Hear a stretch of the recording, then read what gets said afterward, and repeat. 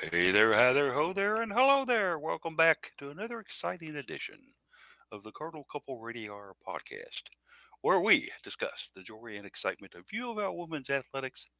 Certainly some exciting things that happened this week, in addition to things that weren't so exciting, but we'll get into all that today as we got a nice show lined up for you. We'll be talking a little women's basketball, softball, and lacrosse. And we've got 4 out of the 5 in the house today. Daryl out sitting on babies again this week after swearing that off for a couple of weeks. She's developed that fetish again. So hopefully the babies are pretty well protected. But got Case, Jared, Jeff, and myself, Paulie, in the house. We like to do at the start of the show. Let's kind of catch up with the guys. And let's go ahead and start with Case first, who was cooking green eggs and ham. I caught it the tail end of this. What's going on out at your place in Showville, Case?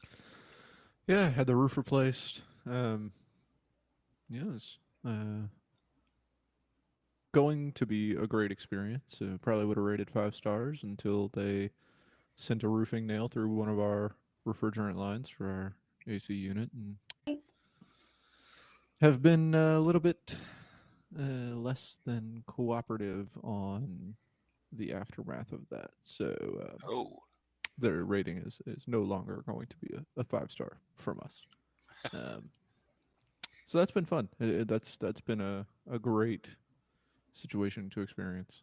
One of the calls that was made was by our project manager, who said that he usually talked to my wife, but she said that I was a HVAC engineer, so he thought I would know more, like know better to talk with him about. And I was like, you've got no idea how much better I know about this even than you do, good sir. So that's where we are. It's a fun time. so they're unwilling to admit that they drove the nail through the line? Golly. I No, mean, they say it's not their fault. It's definitely not their fault because they didn't they didn't look in the attic. So how would they have known it was there? And it was not a code compliant installation, which is one, not true, and two, they never asked to look in the attic. Nor did they ever ask us if anything was up against the roof in the attic. So it's kind of tough to know if anything was if you never make any effort to find out. So and that's why I think that they should have a 3-digit phone number, because we've got one before you dig. I want a new one, bun, before you nail, where you can call and say, hey, I'm getting ready to put some nails in the side of this house, and is there anything back there I might run into? yeah. I think we could make a lot of money on that, guys. So we'll see what happens with it. Of course, we started out as nonprofit at first to sucker everybody in and put a fee on them. But well, Jared, can you come up with anything that interesting? What's going on in your world besides taking pictures of people and getting into arguments on Facebook? I don't think I've really had anything interesting lately. It's just uh, gets a little ridiculous after a while, and people really don't know how to learn how to spell players and coaches' names, as if we don't have a free Go Cards website with the spelling and pronunciation of every player and coach for any sport you have. And then when you tell them, here's the link to the place, and they still misspell the name, yeah. It gets a little annoying and frustrating after a while. Yeah, And take the time to double check. yeah, let's look at it. We don't have many difficult names on the women's basketball roster compared to some of the schools in ACC. Okay, Well, some of our other sports have some more we challenging related. ones. Now, some of our other sports, yes, we do. Okay, that's fine. Yeah, But when you take a look at our basketball roster, there aren't that many toughies on there. No, Okay, and it's easy to go out and search and find and get their names spelled. And I mean, the teams will now tag players on Twitter and Instagram, so it's really easy to track it down and find the correct you can spelling. even go to Google, and if you even type into Haley Van Lithron, Google will tell you, "Did you mean with the correct spelling?" And all you have to do is click yes. Yes, I meant that. yeah. Right, So, and it's like the same people who have been misspelling Jeff Walls' name wrong all these years oh, if he hasn't been Walls. here Adding a T. for Yeah, 15 Yeah, seasons now. Come on, people. yeah. and Jeff does like to waltz, by the way. So that's not No, I anything. don't. I know you lead a barren and austere existence, Jeff, where the only entertainment you have is on Saturday mornings talking to us. What's going on in your world, Bucko? Oh no, yeah, no, it's always fun to have fun with being named Jeff because there's enough of us that it gets confusing. There's another Jeff that I work with fairly regularly, and it creates much mirth within some of our meetings that we're in together where the wrong one responds to a question. So it's always fun. Yeah, busy with work. Got a few days off this week, which is great. So yeah, I'm gonna get my jaw unclenched a little bit. I was saying actually I had to take a painkiller last night because my jaw was sore from being clenched from stress. So hoping to help And resolve a he's little bit of lying that. to you, ladies and gentlemen. He's actually taken up prize fight boxing Yeah. and got dusted in the third round by somebody from North Carolina. It was one of a few defeats we had from North Carolina this week. Jeff's recuperating well, and we'll have him back out in a middleweight. Well, no, I'll lie. In a heavyweight contest before too long again. We're in the Cardinal couple robe. Jeff McAdams in the corner. Yeah. No, not me, but yeah, it's going to be good to get a few days to just kind of chill out a little bit. Absolutely. Yeah. As for old Polly here, I am down in the back, kiddos, and have been since about Thursday night, Friday morning. Just one of those things where my back just decides it doesn't want to cooperate with basic movements like sitting, walking, bending over, and even reaching for things. So we're doing the Tylenol thing and trying to beat it. But I haven't had any back issues in a long time, so I'm kind of wondering what brought this on. We'll see. Maybe it's just because, let's face it, I'm getting old. Okay. And by the way, get out of my yard if you ever walk by the house. Okay. Time of the show where we normally get into a little scheduling and Twitter information. We're going to turn that over to the capable hands of Case Hoskins, who will let us know what's happening in women's athletics. Yeah, a lot going on. Takes multiple turns of the mouse wheel here to scroll to even the bottom of today, much less the rest of all of next week. Yay for season overlaps. Hooray. And it's even worse winter to spring because they play so many more games versus fall to winter. It's usually fewer games per week. But yeah, indeed. Track is up in South Bend at the Alex Wilson Invitational, hosted by Notre Dame today. That's an all-day event. Rowing is doing their first event. If I scroll back, yeah, first one. They're down in Dallas at the White Rock Lake and Boathouse event hosted by SMU. Swimming, the ACC championships continue today. Prelims started at 10. Finals at 6. Louisville women currently in third, men in second in that event, with quite a few golds and bronzes and probably silvers in there as well to go around between the two teams. Women's tennis is taking on Austin P at noon today. That one's at Bass Rudd. Softball gets their first game of the day against a real tough Florida squad. That team ranked 4th. That one is at 2 p.m. T-Mobile tournament is in Gainesville, so Florida is the host. Men's basketball taking on Clemson at 3 p.m. That one's in the Yum Center and thankfully on RSN, so I can't watch it anyway. Look at that. Not missing much. Yeah, because of that roofing issue, turned down a last minute turned down an opportunity to go to the game against Miami, and turned out I was glad to have done that. Baseball is continuing their season, which opened yesterday in Tampa. They are playing South Florida at 4 p.m. That one's on ESPN+. Women's tennis is also hosting Bellarmine. That one is at 5.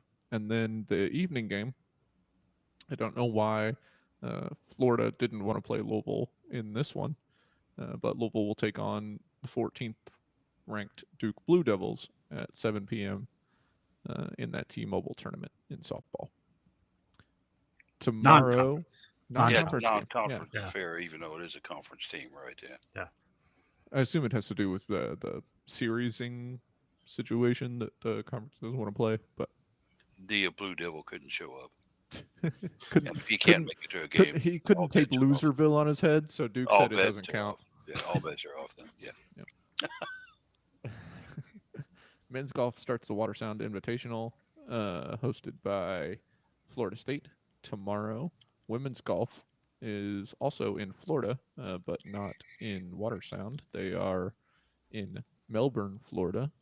So I'm not sure who is hosting that one, but it's the Moon Golf Invitational.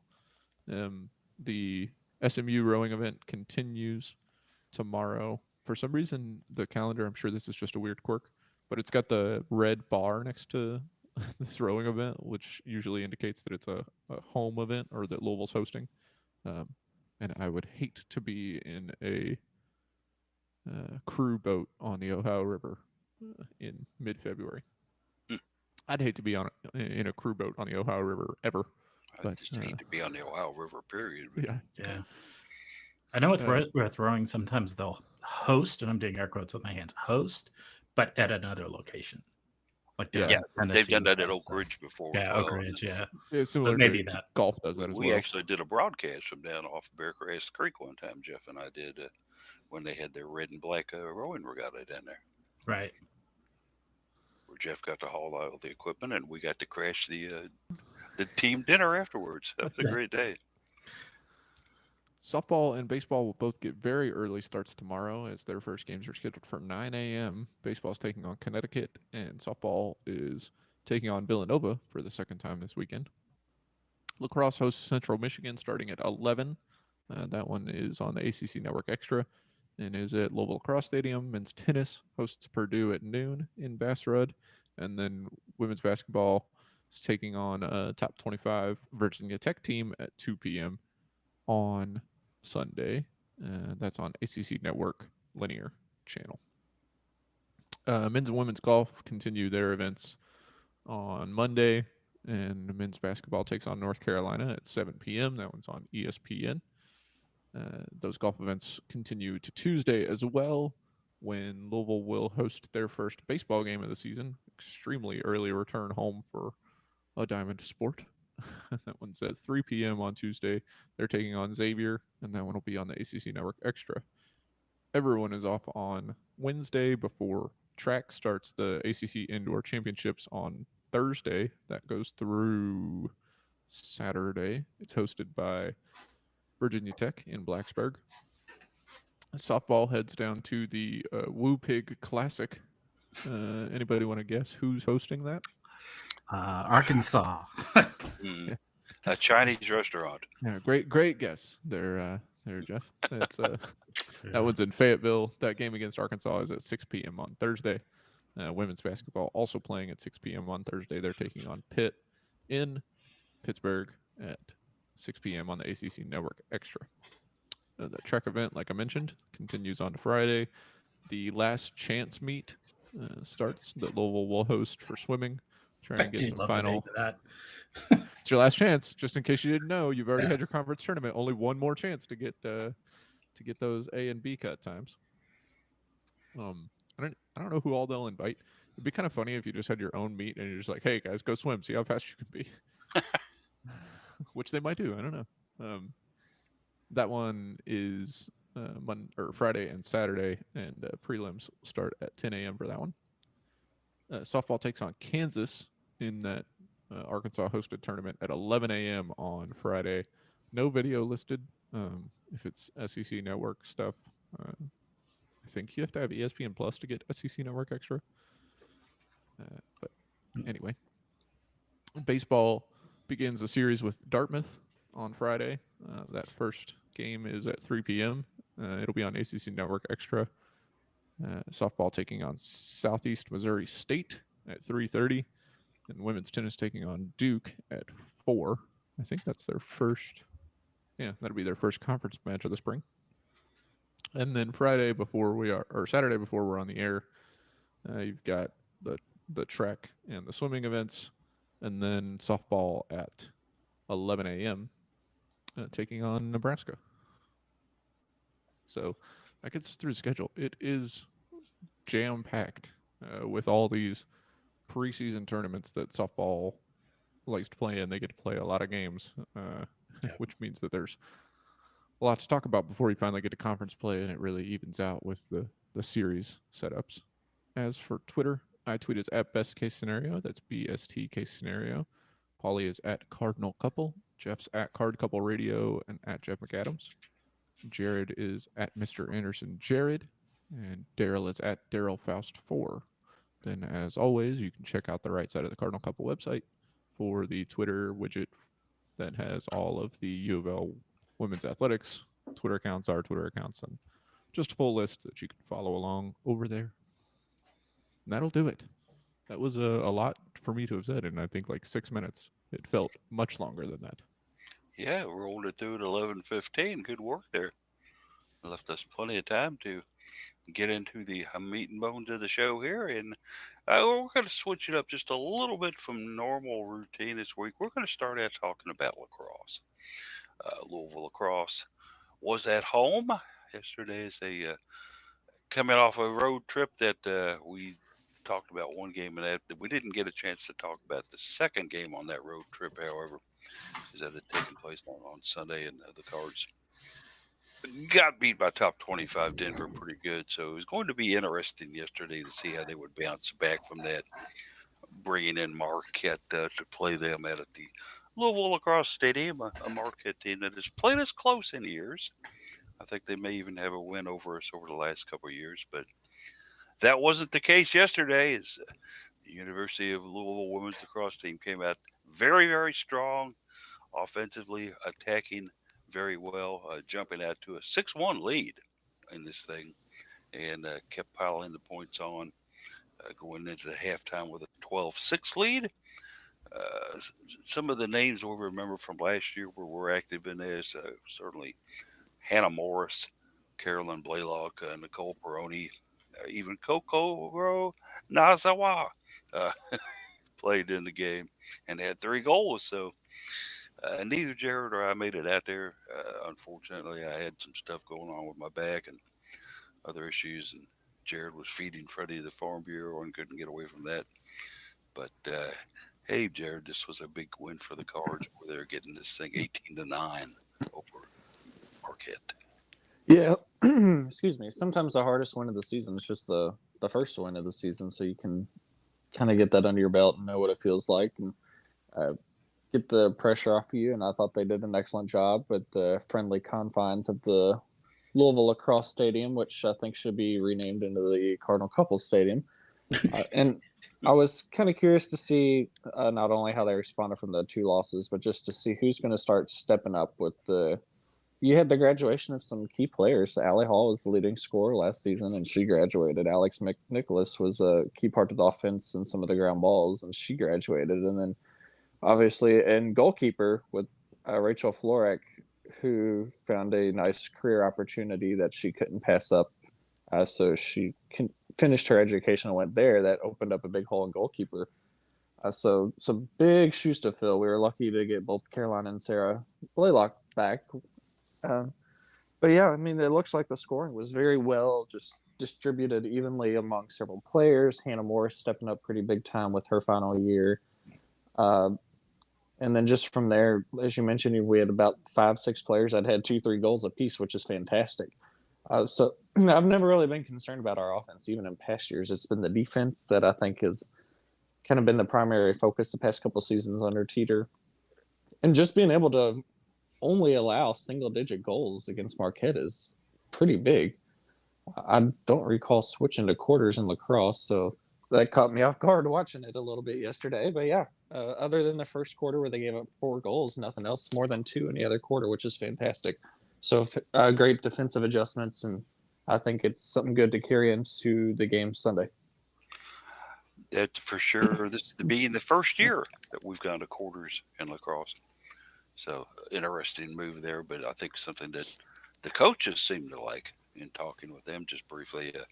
It gives them a little more opportunity to make substitutions and do some timeout planning and things of that nature. Jeff, guess what? We won the draw control battle in this game for the third straight game.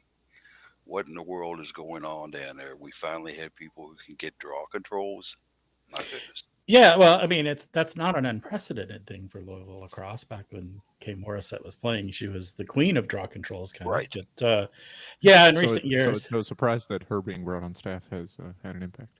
But yeah, I it mean, didn't the she's first couple of I years. was gonna say she's been on staff a few years, and we're finally kind of getting back to it. So it's good to see. Obviously, it makes a big deal in lacrosse. You know, to go back to the very very early days of basketball, the idea where if you make a shot, the original rules of basketball, you did a new jump ball after a made basket.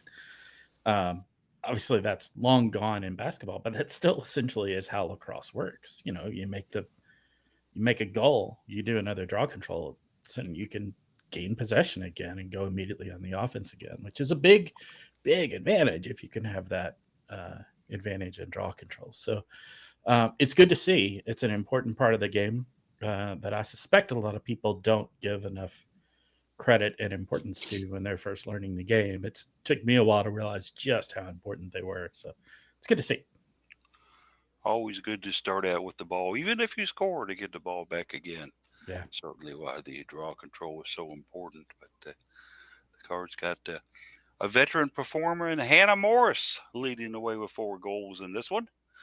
And as I mentioned earlier, Kokoro Nakazawa had 3 goals, a career high for her in the contest. Our old buddy, the notorious Carolyn Blaylock, had a couple goals, as well as Nicole Perrone. Allegra Catalano and Paige Richborg all getting 2 each for Louisville, which goes to 1-2 now, out shooting the Golden Eagles 39-22 case. Just kind of a dominant performance by Louisville against a not bad Marquette team. Yeah, I wrote about it a little bit today. It looked like Louisville was going to be off to the races when they opened the game with 2 goals in the first 3 minutes. Marquette gets one back, and then Louisville rattled off 4 goals in 2.5 minutes to go up 6-1. And you're like, oh, okay, that's how we're going to play this one. Marquette's able to bring back those 4 goals immediately, and then Louisville started just the relentless march, I guess you could say, towards victory with what ultimately turned out to be a 12-2 run after those 4 goals by Marquette put Louisville up 18-7. The last 2 goals in the final 2 minutes of the game by Marquette kind of just happened. Not too much you're concerned about if you're Louisville with those two. The game was well in hand by that point. And yeah, like you mentioned, they're just relentless on offense. Just like in hockey, when you can win the draw, you, like Jeff said, can get the ball right back. It can be great if you're the team that is dominating on offense to continue to impose your will in the draw circle. And then if you are the team that is falling a bit behind or trying to grasp onto some last remaining straws and momentum, that draw can really give you the opportunity to, at least if you can't get some offense going, at least prevent the other team's offense from immediately being back down your throat. It's I hadn't checked into the stats on the match against Denver, so it's a little shocking, I guess, to win the draw control and then still be roundly smoked, I guess you could say, in the way Louisville was on Sunday. But yesterday, right back on track. Had a real chance that they could be 2-1 right now with the match against Colorado. Unfortunately, it didn't fall that way. But they come back. They're 1-2. Should be able to win against Central Michigan if they can play like they did yesterday. Move to 2-2, and then you're resetting the season. In addition to the ton of shots that Louisville's getting, they're getting quality shots, especially from some of the top players. Hannah Morris, in particular, has 10 goals this season. She leads the team. She's only taken 17 total shots, and 14 of them have been on frame. So that's kind of astounding, and just goes to show that in lacrosse, if you can get quality shots out of players that know how to do it, you have a good chance to score a lot of goals. And Hannah was quite humble in the post game words that she and Scott Teeter had after this one for the media. She said, "We worked really well together today." And she said, "We've done a really good job in the past couple of days preparing and capitalizing in practice. I trust every single one of the players on the field with the ball." And that's awesome. Seeing everybody succeeding and scoring goals. The 9 Cardinals and all scored, Jared. So, yes, Hannah led the way, but it was a team effort, a team win, and certainly one I think that Scott Teeter can build on as they get ready to take on Central Michigan tomorrow. Yeah, I think the scoring by committee has been one of the philosophies since he's come in, as we've seen that pretty much every match since he's taken over as the head coach. I'm glad and I'm that we run that way, and I'm hopeful that it'll continue tomorrow against Central Michigan and can stay undefeated at home and get the overall record to 500. Well, we hope that can happen as well. This one, an early start on it, as Jared's going to venture down there for, I guess, what you say, the first half and get some photos and then head it on over for basketball. Yeah, Uh, gotta get there for senior day women's basketball. There's plenty more home lacrosse matches to go still, thankfully. for sure. And I doubt that I make it out to the LLS tomorrow for any lacrosse action. Like you, I'll be going to senior day and play for K Day and everything else that goes in the final cards, home game of the season for the regular season. We're thinking right now that they might be able to get some tournament first and second round stuff, maybe even more. You never know. But good to see lacrosse get back on the winning ways there, and we're very, very happy that they could do that and get themselves back to almost 500.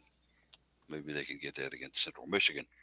Uh, One of the areas that Scott Teeter had talked about in the preseason a little bit is about the toughness of Nicole Peroni, and certainly with 2 goals yesterday, she definitely showed that she's in the mix of things and stuff. But it, Jeff, if there's a pound for pound a tougher player on the University of Louisville rosters anywhere, I got to give it to Nicole Peroni because she's just hard as nails and backs off nothing at all. Yeah, unfortunately, I have not yet seen her play because with COVID and everything, I haven't made it out there in the past couple of years, and haven't made it out here yet this season. Obviously, with only one home game, I haven't really seen her play, but she certainly shows up in stats. She shows up in recaps. Is she's clearly having an impact, and yeah, it's. I love seeing it. I love that this team. I love any team that scores by committee, and this lacrosse team is kind of doing that to some degree. But there's a few standout players that are really great to see step up and take on a big role, and Peroni certainly one of them. To see her over a couple of years um, improve her role and embiggen it. I'm going to borrow some Simpsons there. Her role in become a more critical piece of this team. It's pretty cool to see. Certainly one of those seniors that doing a lot of great things for the Cards, and also good to see Kokoro and I always mess up her last name, Nakazawa, uh, who is over here obviously from Japan, playing some good lacrosse for Scott, doing better with the English language from what I understand, and with 3 goals, showing that her scoring phenomenon that she had in Japan is beginning to translate back over here. And although she did play last year, they still have her listed as a freshman on the roster. So I find that good news for the Cards down the road, Case. Yeah, and that may just be a quirk of the roster. Because I didn't recognize the name when I was writing it this morning. Clicked on her player profile. She is listed as a sophomore on her player profile. So that may just be a roster quirk. But like you mentioned, to see her finally growing into the U.S. game after winning 3, I guess, league championships. I don't really know um, how they define those kind of high school tournaments in Japan, but winning 3 league championships with her high school team, and then coming over here and, like I mentioned, she scored in her limited time last year. She had 2 points on 3 occasions, but only scored 2 goals on one of those occasions. That was against Virginia Tech. So uh, in the third game of her second season, she's already set a career high in goals. that could prove to be very exciting for Louisville lacrosse to have not only some proven goal scorers on the team, but also to find some more talent off the bench to score 3 goals and not start the match is pretty good, even in a romp like this one. So she could be one of those players we're talking about for a long time with the amount of eligibility she has remaining. We had mentioned, I think Jared may have mentioned this earlier, that the Cards, without Rachel Florick, who had been a stalwart in goal for Louisville for several years, but they've got Jay Peck in there now, a freshman goalkeeper from Auburn, Georgia. When you think of lacrosse players, Georgia doesn't usually come to mind, but she's a freshman out of Auburn, Georgia, not Auburn, Alabama, Auburn, Georgia. As a freshman back in goalkeeper, and she played some good minutes yesterday. They've also got Sarah Deshi, who's a sophomore, who I think she made Jared seem maybe just a little bit of backup goalkeeping last year, but not too much. It's such an important position on the team, and you're kind of trusting the position here to a freshman and a sophomore. Yeah, I think we've learned that not only from lacrosse but from field hockey as well, and just the emphasis that a lot of our field sport coaches will put on the goalkeeper role in the position, not only as your last line of defense, but someone who's going to be a team leader, a team captain, and really be out there just commanding the field, commanding the pitch, and making sure everybody's where they need to be. So sometimes that goalkeeper role can get a little overlooked, as the average fan may just look at, oh, well, they stand there and just have to stop something every once in a while. And there's a lot more that goes into it as a goalkeeper. And it's actually from more of the sport IQ standpoint and being able to be a vocal leader, it's one of the hardest positions out there. Well, Yeah, look out let's for- face it. In field hockey, our head coach is Justine Sowery, who is a former goalkeeper. So that's not too terribly surprising on that one. But yeah, I agree with you in general on the assessment. And look out for 6 months from now when Louisville is entering kind of uncharted territory in women's soccer. Kind of been a That's the right. right word? Post Kinda- Gabby. Yeah. a predetermined position for the last, I don't know, decade and a half. Where you've got I think Bill Clinton was goalkeeper. still in office when Gabby came to campus. And sure. But you got a goalkeeper who is obviously your starter, and then after that, you have a goalkeeper who is obviously set to take over that position. And Louisville women's soccer really doesn't have that behind Gabby, so we'll see what happens here. Indeed, we will. As wishing the best of luck to lacrosse tomorrow.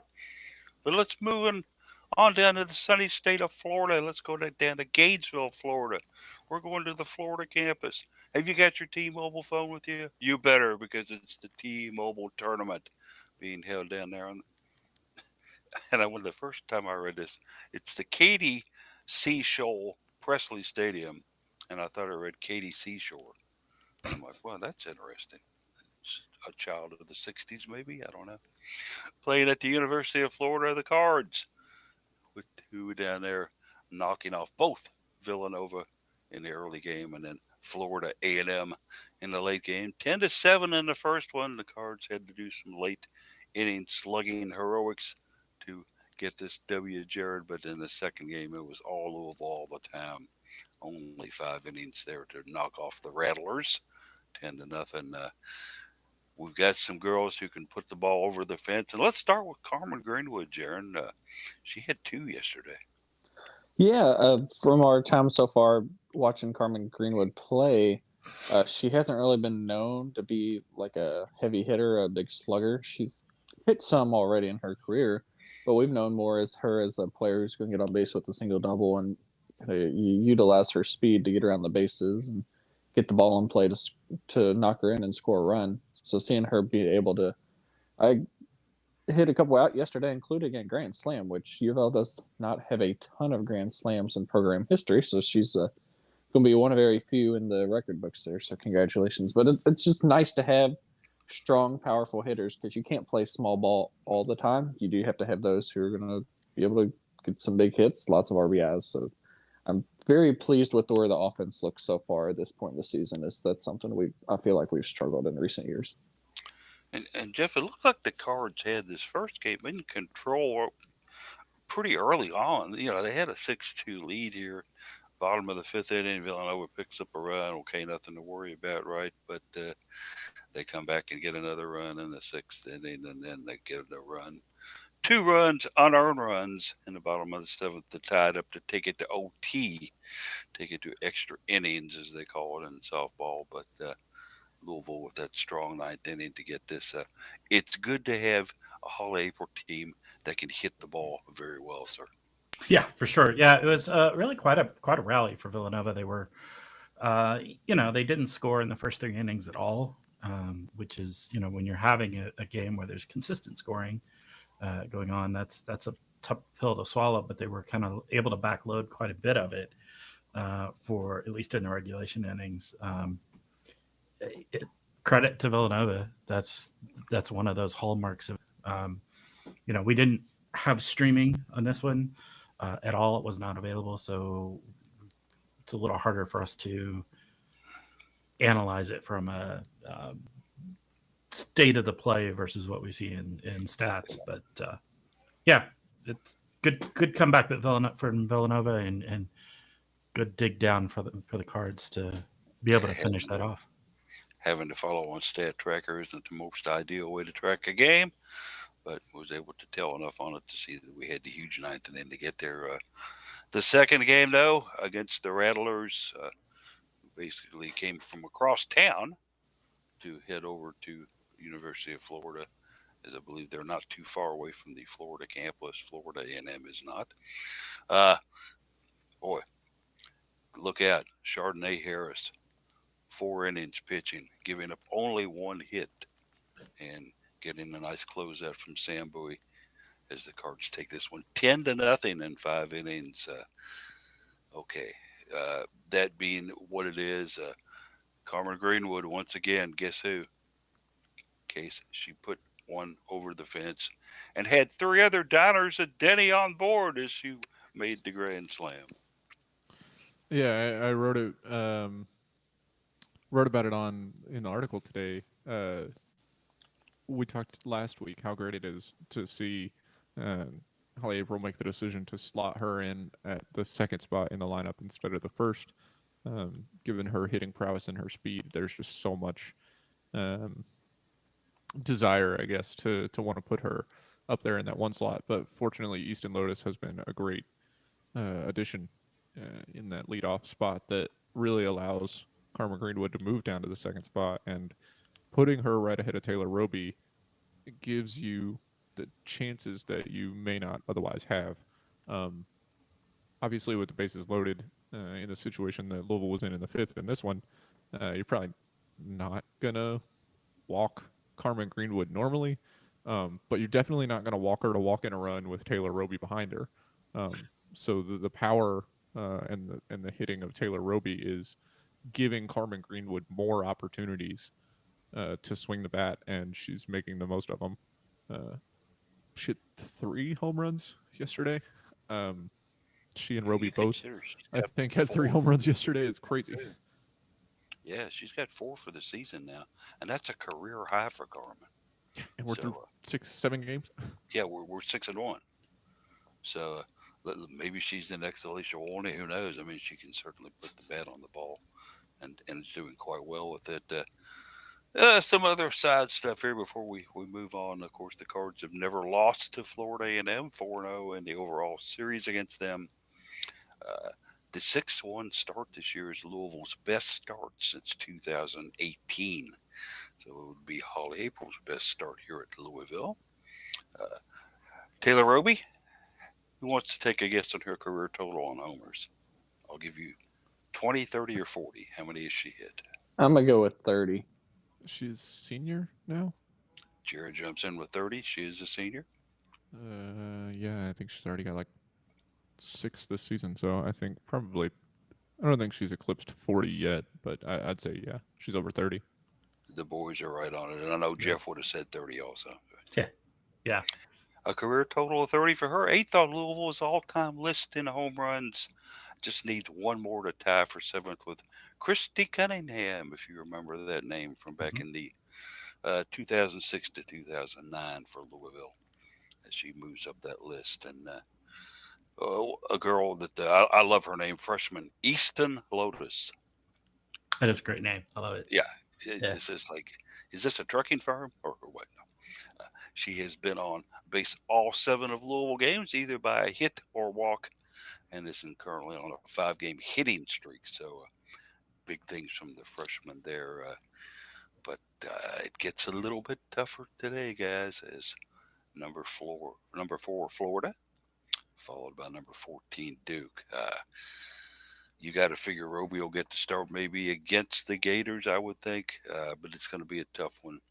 And I don't know. This one kind of scares me a little bit, Jared, because SEC softball is all that, and Florida is one of the best in it. Yeah. One of the concerns with that 6-1 record is you look at who UofL's played so far, and you almost get a false sense of like confidence and comfort that it could be a really good year. But we haven't seen them go up against anybody that's even I believe top 40 in the RPI yet. So that will certainly make a big. I think the only one was a loss to the opening weekend. So I think these games against Florida and Duke today will really be a much bigger visualization of just how good or bad we could be this year. Because last year, anytime we went up against a ranked team, it felt like we were on the backside of a mercy rule game or close to it. So I'm hopeful that this year maybe we've made enough adjustments. We've got some strong pitching staff this year, and if we can get the offense going, that these should be some good games and maybe pull off an upset potentially. Ohio State, the only squad to hang a loss on Louisville softball this year. They did it rather impressively, but that's okay. Only one loss right now is okay. Let's hope that they can take 2 today, and I'd even be happy with a 1-1 split today, playing 2 top 15 teams in softball. So just real quick before we leave softball, if we want to look at how Louisville's offense has been playing, they have 3 players that have over 20 at-bats that have started all 3 games that have an on-base plus slugging percentage of over 1,000. And their team OPS is also over 1,000. Wow. So it's like, what? It's like every time, effectively, that's saying that every time somebody is on base, or every time somebody's at bat, they're on base in total base numbers, which is crazy. You gotta love those numbers. All right, let's take it to the subject we've kind of delayed and kind of postponed until the end of the show here, and that is women's basketball. Cards in action Thursday night. They did, of course, win Sunday and had a very, very nice win Sunday. But everybody was kind of saying, okay, they've got this road trip coming up down here to North Carolina Thursday night. This could be tough. North Carolina is the kind of team that surprised people, and lo and behold, unfortunately, Jeff, the Tar Heels did surprise the Cards, 66-65, getting the win on a missed last-second shot that did everything but go in, rolling all around the rim off the backboard, and then finally teetering there for just a second and then dropping off to the left-hand side as time expired. So Louisville takes that 1-point loss. Yeah, another one that I wasn't able to watch live because of the tragedy of the regional sports network cluster. Sorry, it's hard for me to. It's in the ACC's home, right. Never mind. Anyway, it's their home state, and just die RSN die. Anyway, I didn't get to watch this one. I did go back and pull up the replay real quick to catch that ending, because I guess I'm a glutton for punishment or something. I wanted to see this heartbreaking ending, but it's a tough result to take.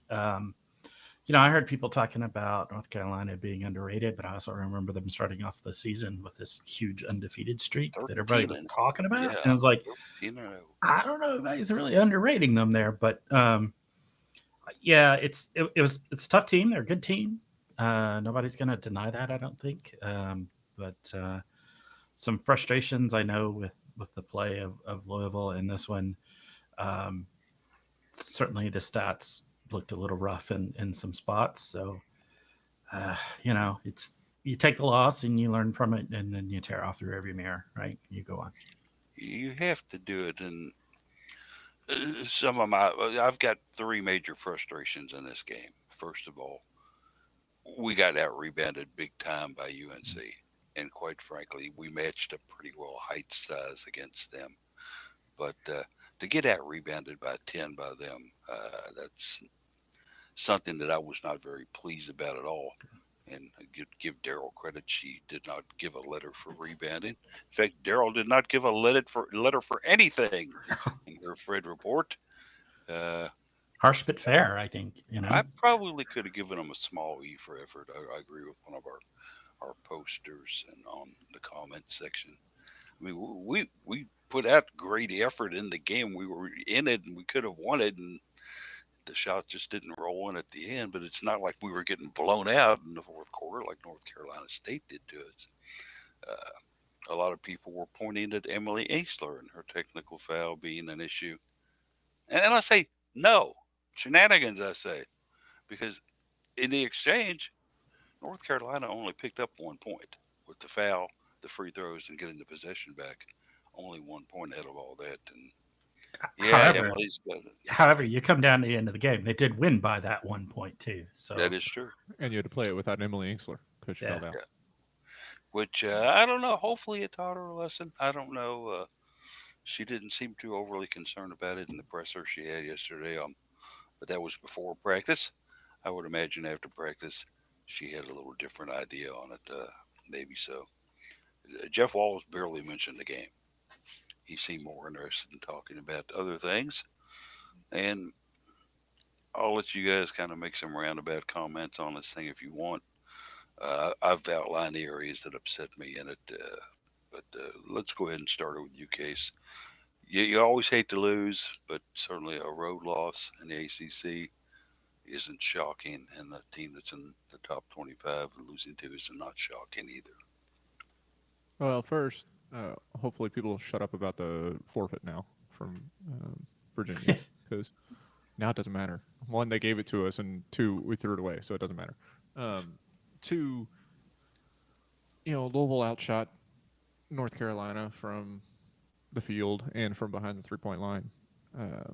Gave up you just gave up too many fouls. You mentioned being out rebounded by 10. Getting offensive rebounds is a great opportunity to put up second chance shots and get fouled on those second chance shots and go to the free throw line and also pick up fouls on your opponents. Louisville only had 6 more fouls than North Carolina, and North Carolina got to the line and made almost twice as many free throws as Louisville.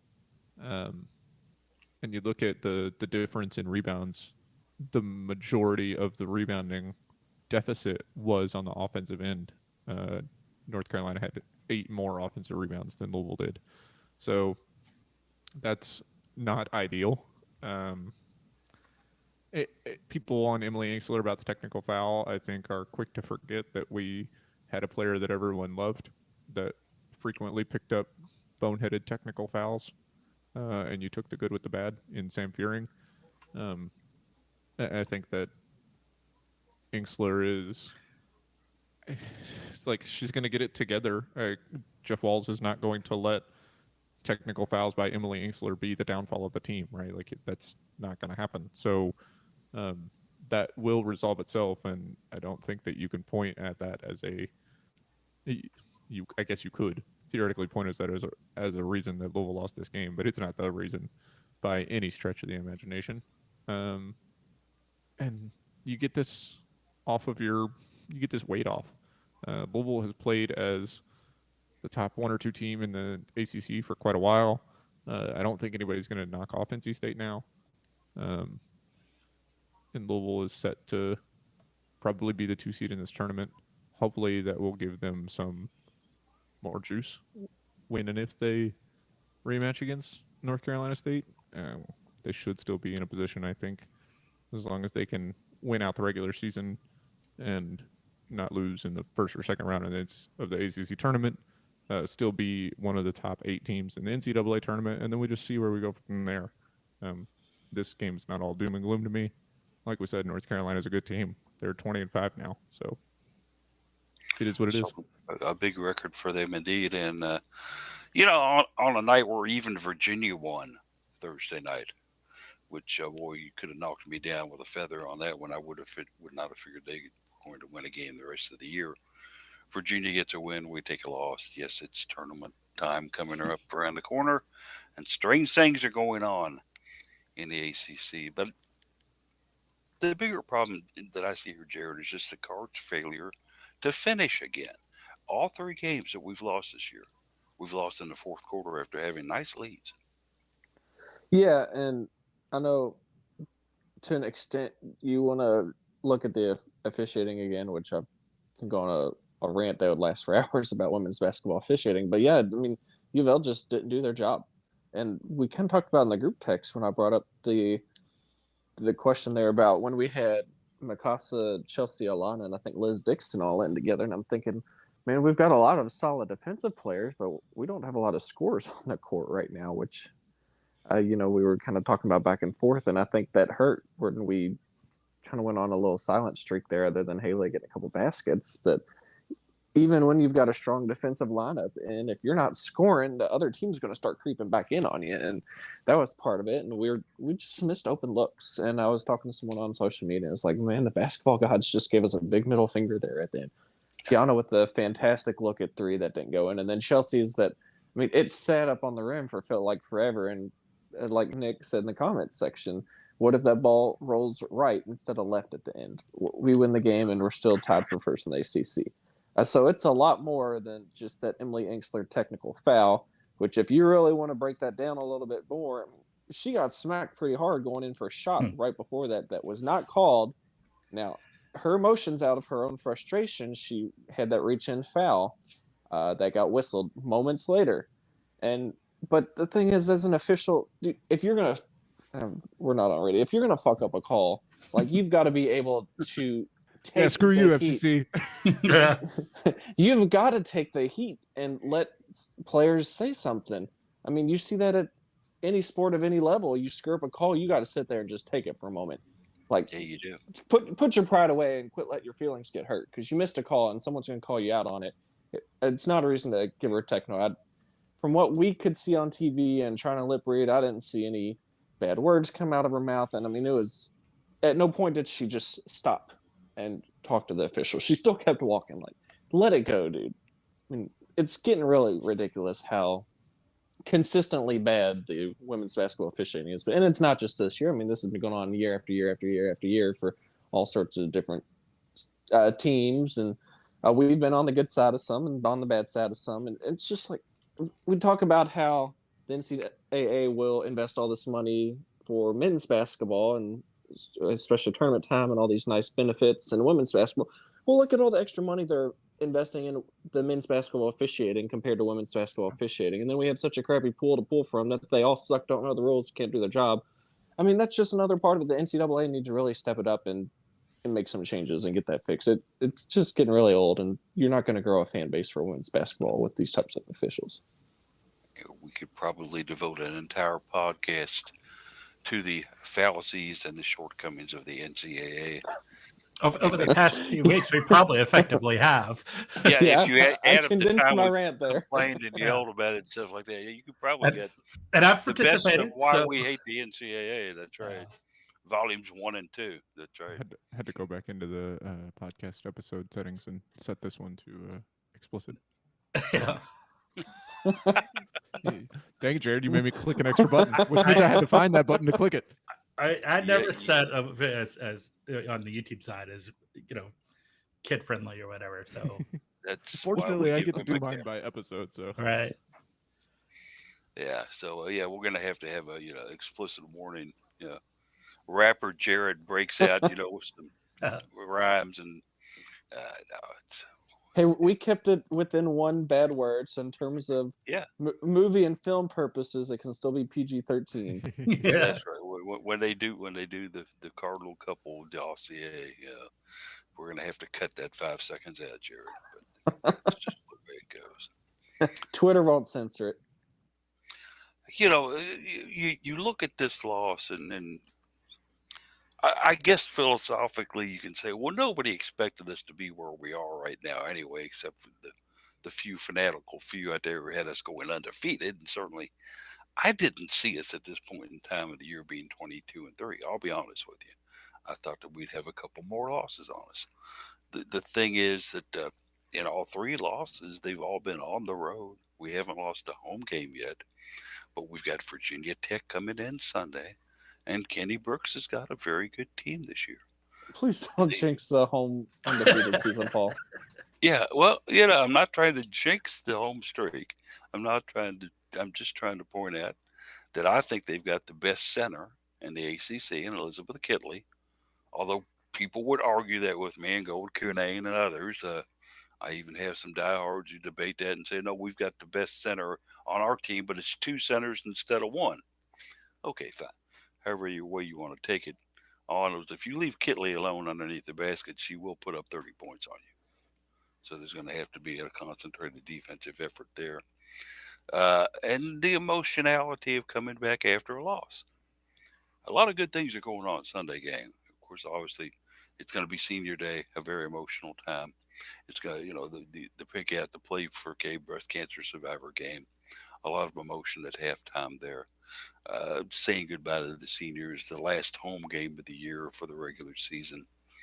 A lot on the line for some of these girls who will be saying their goodbyes to the KFCM Center for our last regular season game. You tell me, Jeff, does emotion get us through this one? Oh gosh, I think to some degree you can let somebody like Kitley score her 30 as long as you shut down the rest. So there's a possibility of attacking the gameplay differently than that. But yeah, it's certainly something to be concerned with. I've always senior days, senior nights are always challenging because of that emotion and how is the team going to respond to it? Because you don't really have an analog to that anywhere in the rest of the season. It's one time a year at the end of the season, and you never really know how the team's going to respond to it. Helpful for us may be that we've had a series of, I guess, 3 announcements over this week of players who are not going to be participating, I assume, in senior day, since they've announced that they'll be back for their COVID years. Liz Dixon, Casa Robinson, and Alana Smith. So they won't be participating in the senior day. So that gives everybody a little bit of a lift that it's not, there's some more continuity there to come. So we can celebrate the ones who do participate. We don't know for sure, I guess, who actually is participating in this at this point. We're making some assumptions here. Emily Ingsler and Kiana Smith will be, but we don't know that for sure yet. So it's concerning, something to think about. You never know how a team's going to react to that emotion. Hopefully it won't be a bad reaction and it'll be a favorable one for the Cards on this one. We can certainly hope that. Gang, I'm looking here and we're getting close and we're rolling up on the noon hour here. So let's certainly get into some final thoughts here and kind of just what a crazy week it's been. Let's kind of wrap it up here. Jared, why don't you start us out with final thoughts today? Yeah, I'm actually really looking forward to senior day tomorrow. That just everything going on, the pink out, the just the senior recognition for everybody, the fact that we're still going to be a top 5 team and arguably a 1 seed in the tournament, and we're going to host the first 2 rounds of the NCAA tournament. Whether you're a 1 seed, a 2 seed, or whatever seed you are, it doesn't really matter when it comes down to it. It just matters who wins in the end. So, and then a loss, who cares, I guess, that much. So just looking forward to watching UofL kind of regroup, regather themselves. And I think this could be a game where just due to those circumstances, everything going on, that, No, we could win big. It may be like the Asia Drew game against NC State a few years ago, and that's what I'm just looking forward to a fun game again. So we certainly hope that the fans will roll out for this one tomorrow. Indeed. Case, what's on your mind for final thoughts? Yeah, just looking at some of the women's swimming that's ongoing today and yesterday with some of the results that came in. It's nice to open up the two-column chart, and for this ACC championship, for every event, they show all of the records. It's yesterday. The first event was the women's 200-yard butterfly.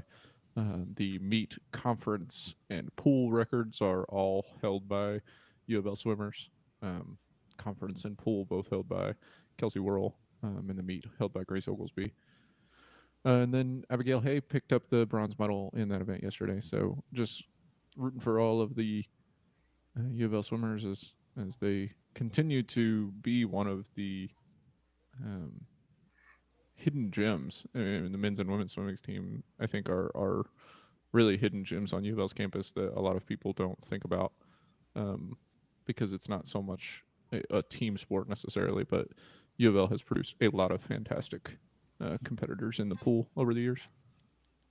Indeed, they have. Indeed, they have. Kelsey's probably my favorite of all time, but there have been so many that have made such great, great accomplishments over there in the natatorium. Jeff, final thoughts? Oh gosh, busy day tomorrow. But got I also have season tickets to Broadway series shows, and they frequently will land on the same day as a afternoon basketball game on Sundays. So that's a situation that we're dealing with tomorrow. So it'll be a busy day, but gonna enjoy the game and then enjoy a pretty what sounds like it's going to be a pretty cool show at Kentucky Center tomorrow night. So yeah. There you go. He's a metrosexual. He does all things. As for me, I know announcements and things like that are stuff that we tend to analyze and go over, but I've just got to tell you, when Liz Dixon said she was coming back next year, I did the happy dance. I was Snoopy in a Charlie Brown cartoon because putting her out there with Olivia Cochran gives us one of the most potent center positions in college basketball, not much even to count the ACC, knowing that they'll both be back with another year of experience underneath them. And then you're adding a very, very talented player in Alexis Mobley to that front line as well. You're losing Emily Easler, but Alexis Mobley, who's been on the roster this year, just taking the red shirt year, coming straight out of high school to say, okay, I want to go to the games with you guys, and I want to watch you, and I want to be parts of practice and everything, and don't play me. But how much is she picking up just being able to do that? I'm very excited about the rest of this year. Don't get me wrong, but I take a look at some of the potential we've got coming back in here next year, and I get even more excited. So I think good things are going to continue for Jeff Walls and his bunch. Certainly hope we do well tomorrow against Kenny Brooks and those Hokies. That's going to do it for another edition of the Cardinal Couple Radio Hour podcast. Certainly appreciate you all tuning in, and unless you know something we don't, we'll see you next week at 11 a.m. here. Thanks for listening, everybody.